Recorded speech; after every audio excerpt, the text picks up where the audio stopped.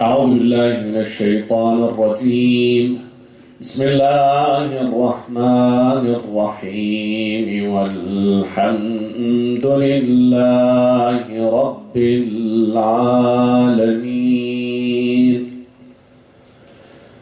صلى الله عليك يا سيدي يا رسول الله.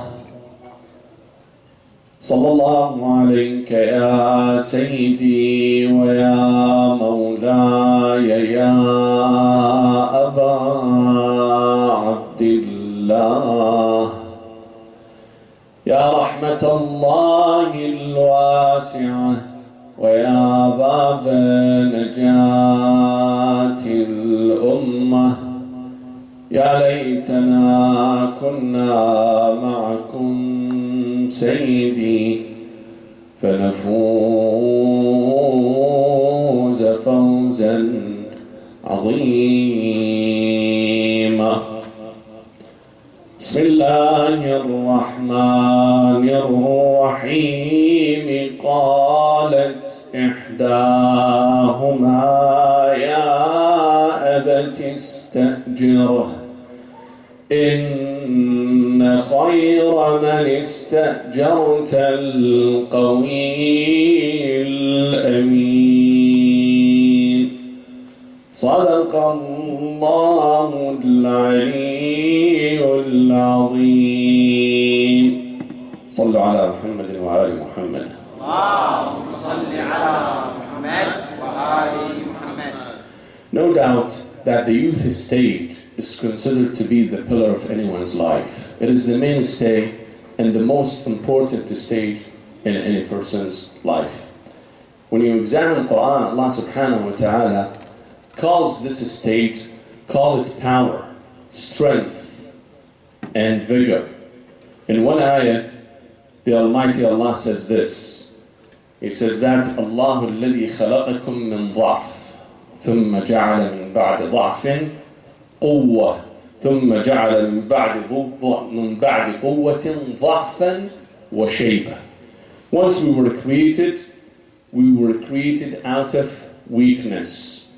Then He gave us strength and power. Later on, we declined. We reached the top, and then we declined toward our weakness and being, frail. So God described this stage of life as strength and power. So no doubt it is the most important and most viable stage of anyone's life. Basically, societies are calibrated with their youth.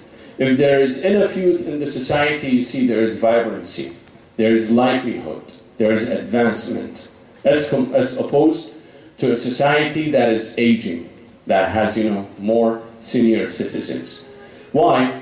Because the youth are full of energy, full of vigor. They're the one who will, take the charge in changing things, in taking, the lead to advance the society, to advance the community. When you look at through history, you see many young leaders who have come to change the course of a human history. Alexander the Great, Caesar, Julius Caesar. And even during the Islamic age, during the Islamic history, we see that certain youth have played very important role at the advent of Islam or later on. For example, the Prophet, peace be upon him, when he was in Medina, thank you very much. صلى على محمد وآل محمد.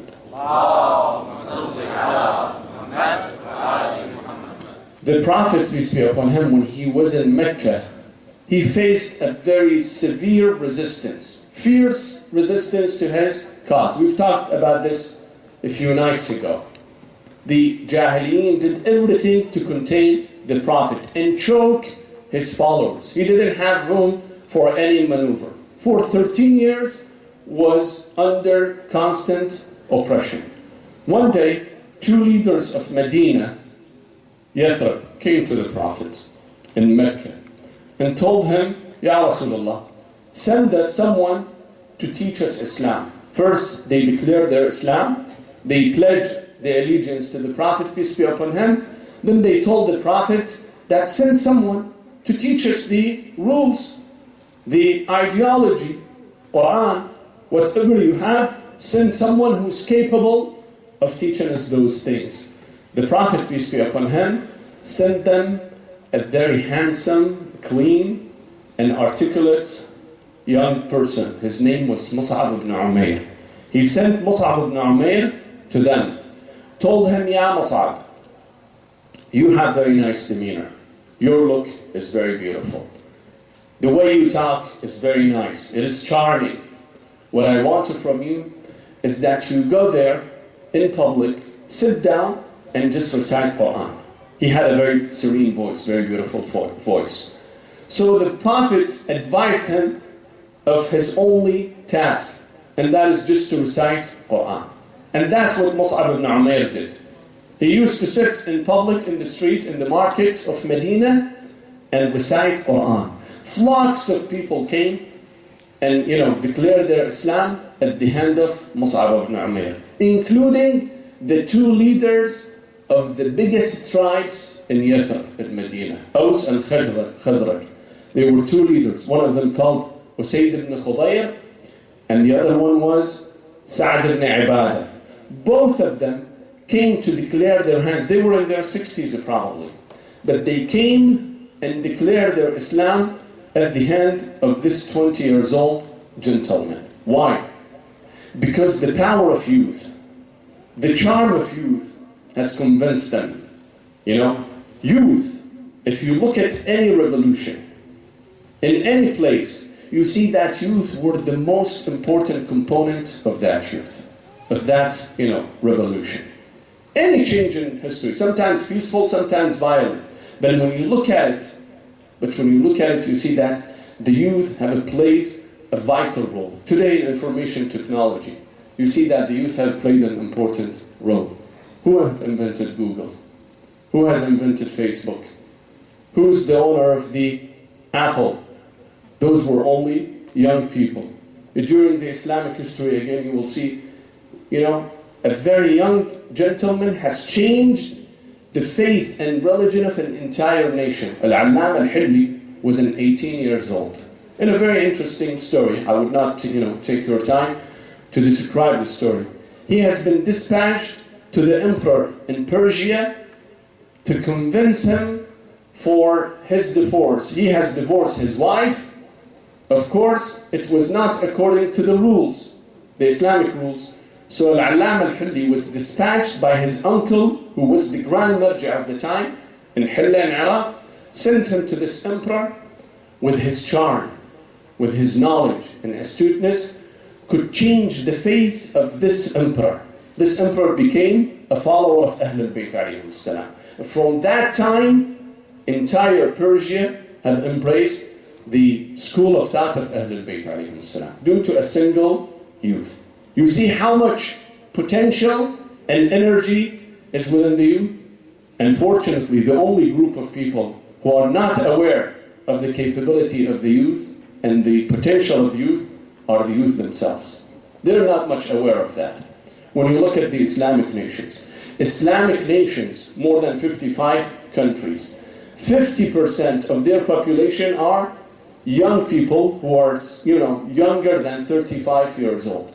But you see the most oppressive regimes, govern the Islamic countries. Why? Because unfortunately the majority of youth, not all of them, of course, we should thank the youth in the Arab countries who have brought up the Arab Supremes, who have brought down brutal dictators due to their vision and their perseverance. Yet, when you look at the Islamic countries in total, you see that many youth, unfortunately, have lost vision of their mission, of what they can achieve. They went astray. And instead of being innovative and taking the initiatives and the lead, unfortunately, most of us imitate the West. Whatever the West brings, we just embrace it without thinking, without analyzing. the movies, the songs, the theaters, whatever you name it, the fashion, the dress fashion, you will see it in the Islamic countries before it hit their born, for example. That much we care about, to do imitating. We just imitate the West without a critical analysis. That is the problem that we run. I was amazed. In Karbala, I sat with a youth, was describing to me the new hits, the new movies that were released in 2012 here in Hollywood. I am the one who lived in this country for more than 17 years. I was like a humble student sitting in front of this youth who were telling me who got the Oscar, who was eliminated, and how much, the revenues and things like that, the movie stars. And that is where, in the holy city of Karbala. You will be amazed. Now, the same youth, tell me 5 great personalities in Islamic history. We'll have very difficult time to name them. But movie stars, we know their biography. From the day they were born, until they die, inshallah. We know everything about them. Why? Because we became the recipient of a Western culture without thinking. But if we go and think about ourselves, we have a great potential to deliver. Therefore, Allah subhanahu wa ta'ala says that the stage, which is the most important and most vital stage, Allah subhanahu wa ta'ala will hold you accountable. There is a great narration from the Prophet. It says, لا تزول قدم عبد يوم القيامة حتى يسأل عن عمره فيما أفناه وعن شبابه فيما أبلاه. It says that on the day of judgment, everyone, all men and women, the first question that will be asked from them, how did you spend your life? How did you destroy your youth? Youth is the golden age of any person. Every minute counts, brothers and sisters. Compare the brain of a 20 years old person to a 40 years old person. You know the difference? The difference between a 1980 computer with, 2013 computer. You see the difference? The processor? This is it. So Allah subhanahu wa ta'ala, when He gives you a reward, a ni'mah, a bounty, you are held accountable tomorrow. Tonight, brothers and sisters, I will be talking about the responsibility of youth toward their future after your loud and big salawat.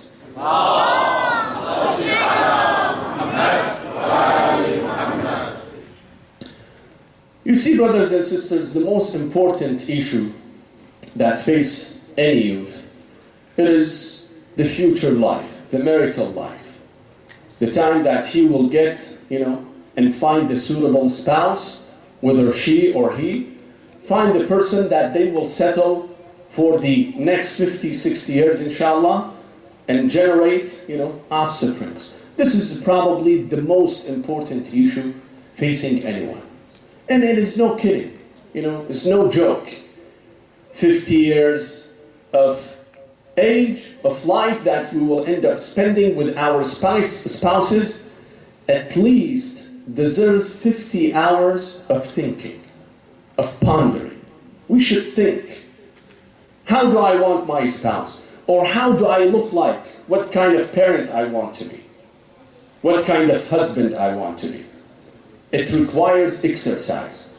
It requires thinking. It is no kidding. 50 years is not a short life. God forbid, after 50 years, you may realize that you were spending your life with the wrong person. Some of those spouses are enemies. Allah subhanahu wa ta'ala says, all you the believers, some of your spouses, some of your children are your enemies. Be careful. So, before you get into such kind of important step, you need to sit back and think and practice for such a marital, good marital life. Have you seen those athletes in the Olympics? Those weightlifters? Those who will earn the gold medal, for example. You think for how long they lift the weight? When they are in the Olympics, isn't it more than 2 minutes? Maybe it wouldn't go to 2 minutes. Maximum 3 minutes. For a few seconds, they hold this, heavy weight. Once they are declared champion, they throw it down. You think how many hours they have practiced for this? How many hours? 100 hours? 1,000 hours? For years and years, they practice only for those 2 seconds in order to be successful. Now that I'm committing myself for 50 years to spend my life with a spouse, shouldn't I think and practice at least? Know what's going on? Shouldn't I plan for my future? You see, brothers and sisters, there are 2 kinds of planning for a future. Eventually, future is coming, whether we like it or not, whether we plan for it or not. You have 2 kinds. One, you actively get engaged and plan for your future. You are in the high school, you know what to do in college. Go find a discipline that you want to choose and prepare for that. Know at what time you will get into college, which year you will, exit, have a degree, find a job, prepare for your marital life, and things like that. Or be passive, relax, and say, okay, inshallah, Allah will fix it.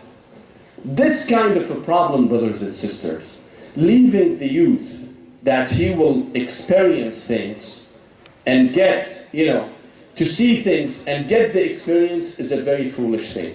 There is a proverb in Arabic. It says, مَنْ لَمْ يُؤَدِّبْهُ الْأَبَوَانِ أَدَّبَهُ الزَّمَانِ. That if the parents or others or he himself doesn't get engaged actively in preparing himself, the harsh days, the harsh events will build his characters. There is a notion that unfortunately we hear so often. So you leave the youth. No, he himself will experience and then he will find his way. He will find this is a wrong or right thing. This is a very foolish thing, brothers and sisters. How much life we have, how much we can spare that we try everything. We can try everything to find out if this is good or this is bad. The parents have the duty, responsibility to give the guidelines. Yes, the father, the mother is not the one who will choose for their son. Tell them, this is your destiny. This is what you need to do. But they have to, it is their responsibility to show them the guidelines. Tell them, this is it. This is how it goes. This is one way. We would like you to be this way. And there is another way. The highway. Whichever you take, at least he should be aware of this. The final choice is for the man himself, the woman herself. But they have to be coached. They have to be guided in order to reach, the right destiny. So among them is really the marriage. How you prepare for these marriages. I have put a few steps to talk about them. You see, when you go to the Quran, Allah subhanahu wa ta'ala has very elegant verse. All the verses in Quran are elegant. But this is really, if you think about it, you see the wisdom of Quran. Allah subhanahu wa ta'ala differentiates between maturity as a mature in age and between maturity as mature in mind. There's 2 different kind of maturities. Here is the ayah. Allah subhanahu wa ta'ala says, وَابْتَلُوا الْيَتَامَى. Test the children, the orphans. Now this also applies to any kind of children. صلوا على محمد وآل محمد. اللهم صل على محمد وآل محمد. The ayah says, وَابْتَلُوا الْيَتَامَى حَتَّى إِذَا بَلَغُوا النِّكَاحَ فَإِنْ آنَسْتُم مِّنْهُمْ رُشْدًا فَادْفَعُوا إِلَيْهِمْ أَمْوَالَهُمْ. It says that once the children reach the age of puberty, the age of maturity, حَتَّى إِذَا بَلَغُوا النِّكَاحَ.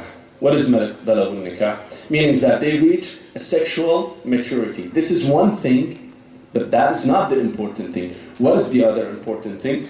فَإِنْ آنَسْتُم مِّنْهُمْ رُشْدًا. You saw that their intelligence, their brain, their mind is mature enough. At that time, give them their money so they can build their own life. You see how Allah subhanahu wa ta'ala distinguishes between the age maturity that everybody, nonetheless will be reaching, everybody will reach that age, and between the intelligent maturity, the brain maturity. Therefore, we have to prepare, brothers and sisters. Life is a holy thing. A marital life is like a sacred thing. At the same time, when I go to Hajj, I take off my dirty clothes and wear a clean ihram and get ready and make talbiyah and make an ihram, go into state of sanctity. The same thing. Marital life is a sanctified life. It is not only the wife says that I will be your wife, and the husband says qabiltu, I do, and that's it. This is very easy. But you know, it requires thinking. It requires responsibility. It requires, you know, you come up to say that I am able to go through this. I am capable to handle another person. Number one, brothers and sisters, is responsibility. You need to take this bad word of I and replace it with the beautiful word of we. Always think of we. We are two persons. We're not one person. At that time, you don't have the leisure to eat by yourself. At that time, you don't have the leisure to spend, going out by yourself. Or come late at night, anytime you would like.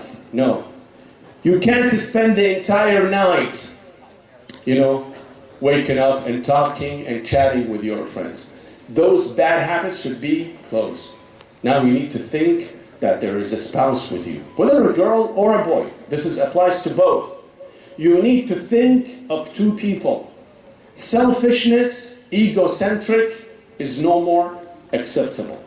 No more acceptable that you sit and chat with your friends for hours and hours and hours. No more acceptable that you sit on your iPhone and play with your iPhone so many times. I just reminded of a story, a funny story. It says that one wife told her husband, told him that I wish I were an iPhone, that I will end up spending some time with you. Well, the guy was, very smart. He said, yes, provided that we get the update for every generation. So, this kind of immature thing that we spend so much time on our hobbies, sometimes we neglect the parents. We are single. The parents are probably, since they're mature enough, they love us so much, they try to tolerate this. But a spouse doesn't have to tolerate. When you're late and come back home, you cannot say this is none of your business. I am late, I am free. No, you're not free anymore.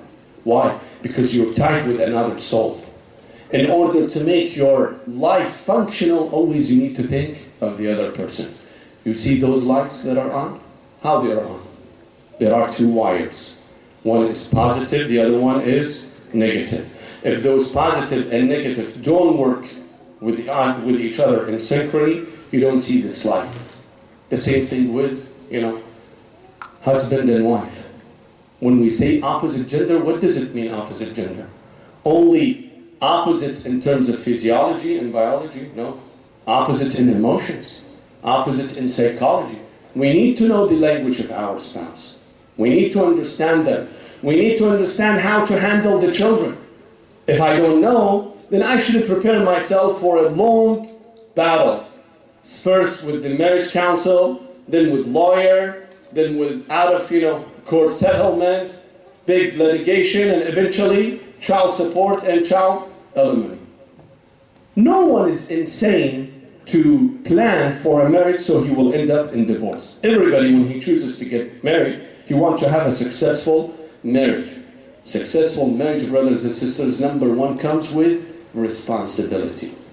You have to believe in responsibility.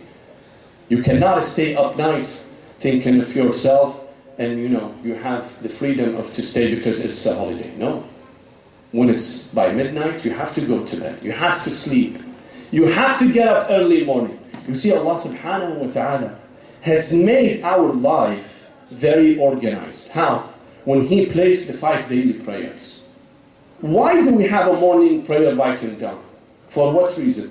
Couldn't He make it at 9 or 6, at 9 or 10 a.m.? Why it's at 5, for example, or during summer at 4:30? Why? So we get up in early time. The morning is for us to work, not to sleep until noon. You see, Allah subhanahu wa ta'ala has made those 5 daily prayers, and this is another message, brothers and sisters.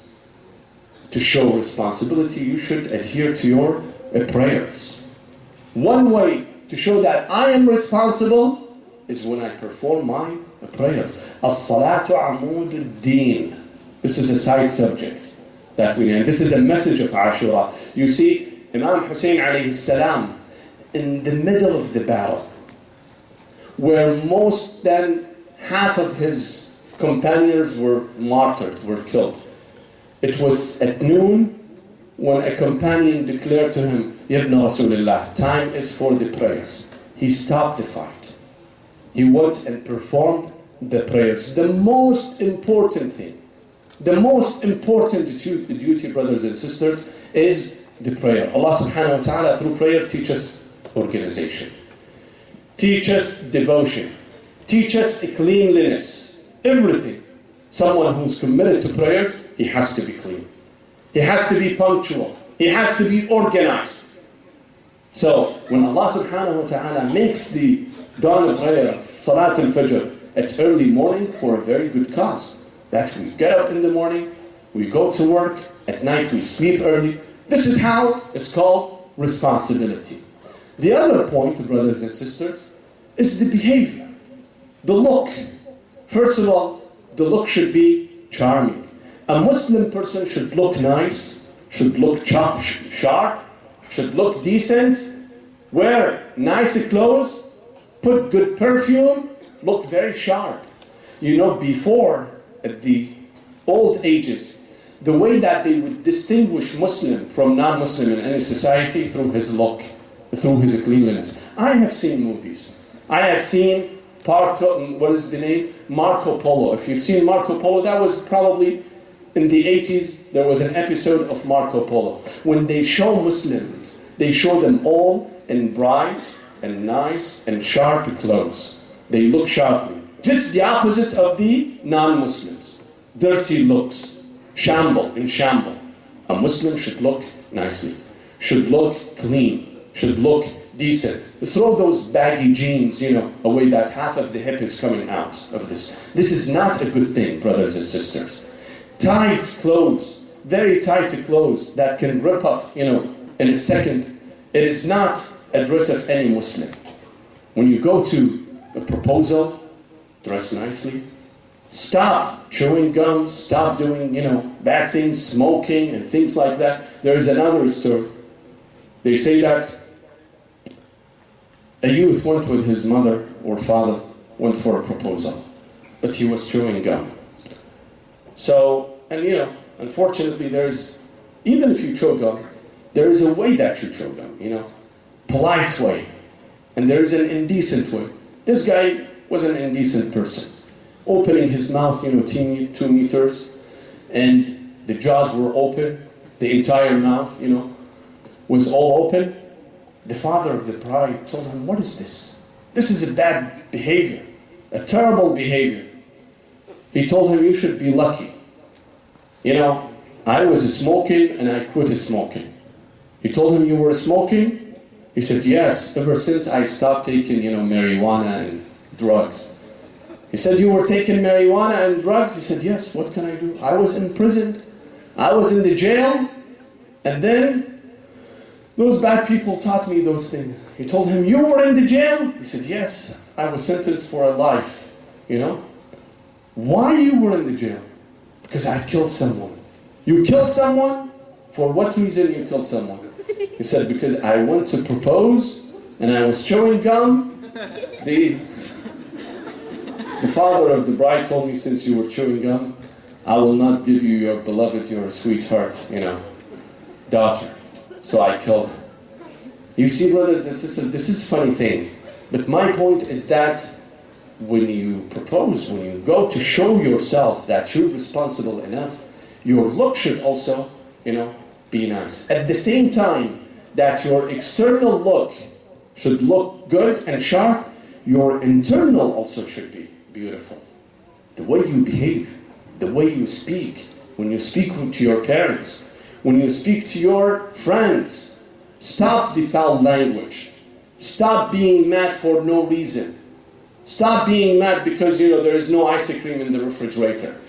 Those shallow things, You think I'm joking? Believe me, I've seen 16 years old, 17 years old people who go berserk because there is no ice cream in the refrigerator. Now, with such kind of mood, you cannot have, a very good and social life. You can't end up having a good marriage. Good marriage meaning that you really become, have your mind open and be tolerant. Try to tolerate others. If you cannot tolerate your parents, you think you will be able to tolerate your spouse tomorrow? So those are the things that any youth should consider, should be careful of. When speaking, when talking, try to learn the adequates, the good language, the proper language for those sayings. You see, at the beginning of the lecture, I recited an ayah, the elegant ayah that Allah subhanahu wa ta'ala is disclosing. I will talk about it after your big and loud salawat.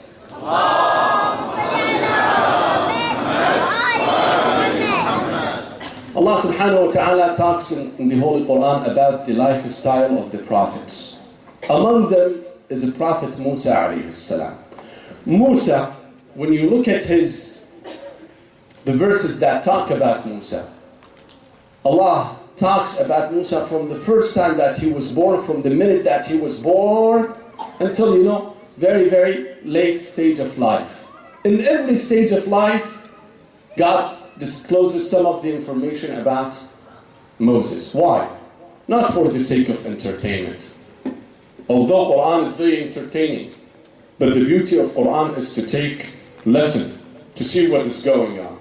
Now Musa, through the lifestyle of Musa, and through this story, you will get to understand the proper relationship between men and women, between the young adults, between the young male and young female. And in case you want to propose, how would you propose? Allah subhanahu wa ta'ala describes, when Musa leaves Egypt and goes to Midian, the city of Midian. I don't know what the city of Midian in English is. Anyway, I'm sure that the majority know what I'm talking about. Anyway, Musa alayhi salam enters the city. As he goes, he sees that at the center of the city, there is a big well of water. Now, all kind of groups have come to, take water. The shepherds, the workers, the farmers, you name it. Every man, every woman have rushed to this place to get the water. The Quran says, وَلَمَّا وَرَدَ مَاءَ مَدْيَنَ وَجَدَ عَلَيْهِ أُمَّةً مِّنَ النَّاسِ يَسْقُونَ. A nation, a huge crowd, they're all irrigating, taking, water. But look at this. When Allah subhanahu wa ta'ala says this, meaning that He's approving the way things is happening. He says that, وَوَجَدَ مِن دُونِهِمَا امْرَأَتَيْنِ تَذُودَانِ. But out of all of this crowd, busy crowd, there were two nice, decent ladies, standing aside, not getting within the crowd. What is Allah subhanahu wa ta'ala trying to say? Is He approving this or disapproving this? Obviously, the way that Allah subhanahu wa ta'ala is saying this is the proper way. When there is a big crowd, there must be a segregation. You have to have a segregation. If you are a decent woman, if you are a decent Muslim, if you consider yourself the daughter of Zainab, the sister of Sukaina, you cannot go into public with anyone else. I'm not saying haram, but it doesn't make sense that you go to the stadium, for hockey stadium or baseball stadium with the crowds there to watch the game. It is not haram, but it is disrespectful. Who goes to those games? The majority are hooligans, crowds who care nothing about, themselves. So this is a very strong message, brothers and sisters, that not everywhere you are, entitled to go, or you are allowed to go. Unfortunately, there are so many, mixed wedding ceremonies. Those mixed wedding ceremonies, if it were simple and decent, there is no problem with it. But unfortunately, it is not. I mean, look at the funerals, look at the memorial services. You will think those are wedding ceremonies. The way that, women come with their outfits, with their makeup, with things like that. These are places that you're not supposed to attend. So Allah subhanahu wa ta'ala here is raising a point. He says that when he entered Midian, he saw two ladies who were segregating themselves from the public, from the rest of the crowd. So he got close, and then he said, قَالَ مَا خَطْبُكُمَا? What's wrong? What do you need? You see, Musa alayhi salam had very soft heart. He could not see other people get suffered. And this is one particular characteristic of the youth. All youth have very clean heart, very nice heart. They would not, they cannot accept to see someone is suffering. You see, one man came to Imam al-Sadiq alayhi salam and told him, Ya ibn Rasulullah, when we recite the Yusuf alayhi salam story in the Holy Quran, we see that after everything finished, and it was the time that Yusuf would forgive his brothers, and Yaqub would forgive his sons, we see that when the sons came to Yaqub, to their father, and asked for forgiveness, he did not tell them right away, I forgave you. He says, سَوْفَ أَسْتَغْفِرُ لَكُمْ رَبِّي. In the future, I will forgive you, and ask forgiveness from God. Thank you. أحسنتم صلوا على محمد وآل محمد. اللهم صل على محمد وآل محمد. When those children of Yaqub asked their father, he told them, wait a minute. I'll come back and I will ask for forgiveness. But when they asked Yusuf for forgiveness, immediately he told them, لا تثريب عليكم. I have forgiven you completely. Why? Can you explain? He said, because of the good hearts of the youth. Yaqub was an 80 years old man. He had experienced everything. His heart was hardened compared to both our prophets. But his heart was, more hardened compared to that of Yusuf, who was young. So Musa could not see someone else, was suffering, and he was able to do that. But what did he see? What did he say? He said, مَا خَطْبُكُمَا? What is wrong with you? He did not say, مَا إِسْمُكُمَا. He did not ask for telephone numbers. He did not ask for a name. He did not ask for an Instagram.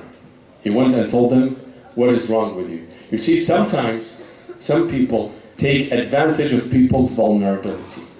They disguise themselves in a form of, I'm here to help you. But in other ways, they have their own motives. But Musa alayhi salam came and told them, what's wrong with you? What do you need? They asked him, they answer him, they tell him what is wrong with us. They told him, لا نسقي حتى يصدر الرعاء. All of those shepherds, all of those men have to leave. When the place is empty, then we will approach and we get the water. Now, the narration says that there used to be a big stone on the well, that at least 20 people were able to remove little bits of this stone. Musa alayhi salam came, grabbed the stone by himself and removed it. Now he filled the skin for them and he gave them the skin. When he gave it to them, the Quran says immediately, فَتَوَلَّى إِلَى الظِّلِّ. He did not stand to say, to hear the thank you. He was not the slave of a thank you or a smile from those, two girls. He was not waiting for any appreciation. He gave the skin and then he went toward the shade. It says that فَتَوَلَّى إِلَى الظِّلِّ فَقَالَ رَبِّ إِنِّي لِمَا أَنزَلْتَ إِلَيَّ مِنْ خَيْرٍ فَقِيرٌ. Again, another lesson, brothers and sisters. Musa was young. Musa, had his desires. He was a vigorous man, of course. But from whom he would ask? Would he wait for a smile? Would he wait for a thank you so he can strike a conversation and talk to them? No. He was asking Allah subhanahu wa ta'ala, telling him, oh Lord, you have brought so much good things, but I am incapable to receive the good things. فَتَوَلَّى إِلَى. This is a prayer. Musa has prayed. Many of us, many of those youth, yes, you're young, you're looking for someone, you're vigorous, you need something, ask Allah subhanahu wa ta'ala. Go for someone who really can bring this, this thing through to you, can make things for you. There is a narration from the Prophet, peace be upon him, Sallu ala Muhammadin wa ali Muhammad. Allahumma salli ala Muhammad wa ali Muhammad. It says, the Prophet, peace be upon him, it says that God has said this. He says that, مَنْ أَحْدَثَ وَلَمْ يَتَوَضَّأْ فَقَدْ جَفَانِي. Someone who uses the bathroom but does not make ablution wudu, he has neglected me, has abandoned me. Then God says, مَنْ أَحْدَثَ وَتَوَضَّأَ وَلَمْ يُصَلِّ فَقَدْ جَفَانِي. Someone who makes ablution but does not perform 2 rak'ah for prayers, again he has neglected me. Then continues, says, مَنْ أَحْدَثَ وَتَوَضَّأَ وَصَلَّى وَلَمْ يَدْعُنِي فَقَدْ جَفَانِي. Someone who makes a wudu and performs the prayers, but after the prayers does not ask Allah subhanahu wa ta'ala. Again, he has neglected me.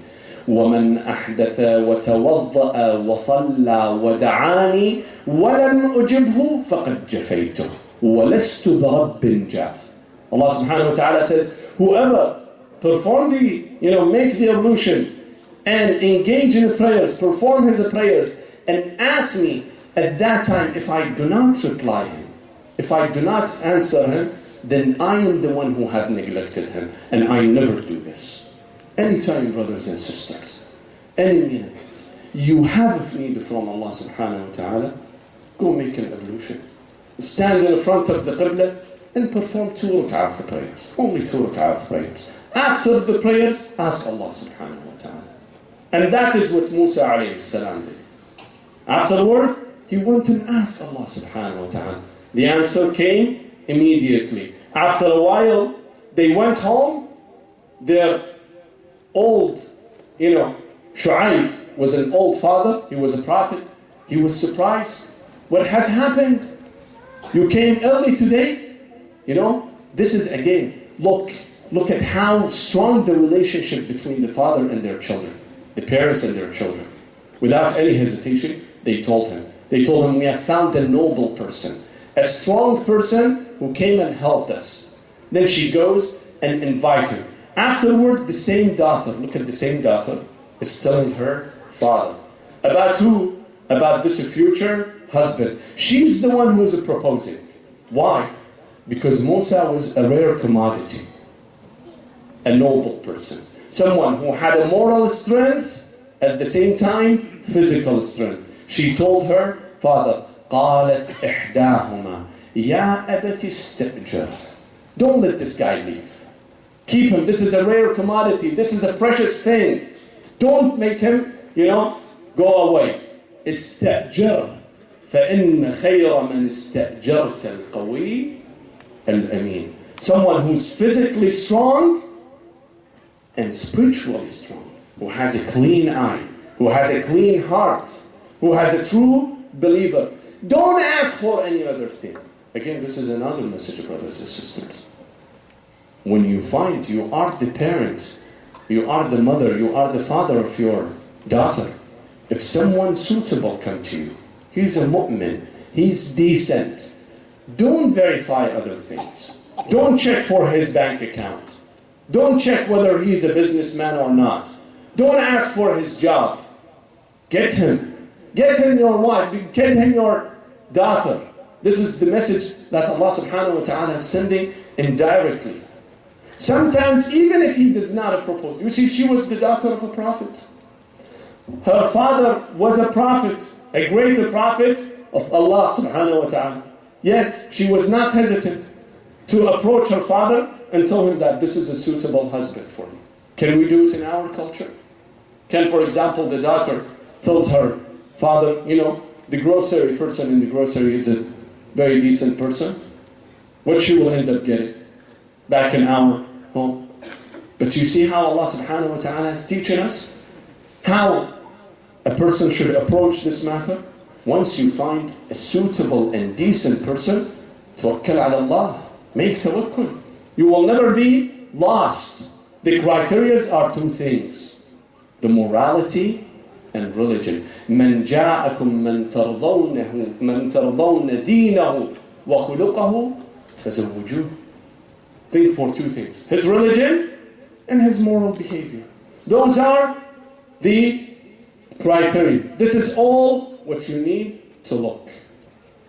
The youth of Karbala, brothers and sisters, had those two things: faith, religion, and loyalty. They had loyalty. They would not think that they are still minors. They are still young. One of them was Amr ibn Junada. Amr ibn Junada probably was 12, 13 years old.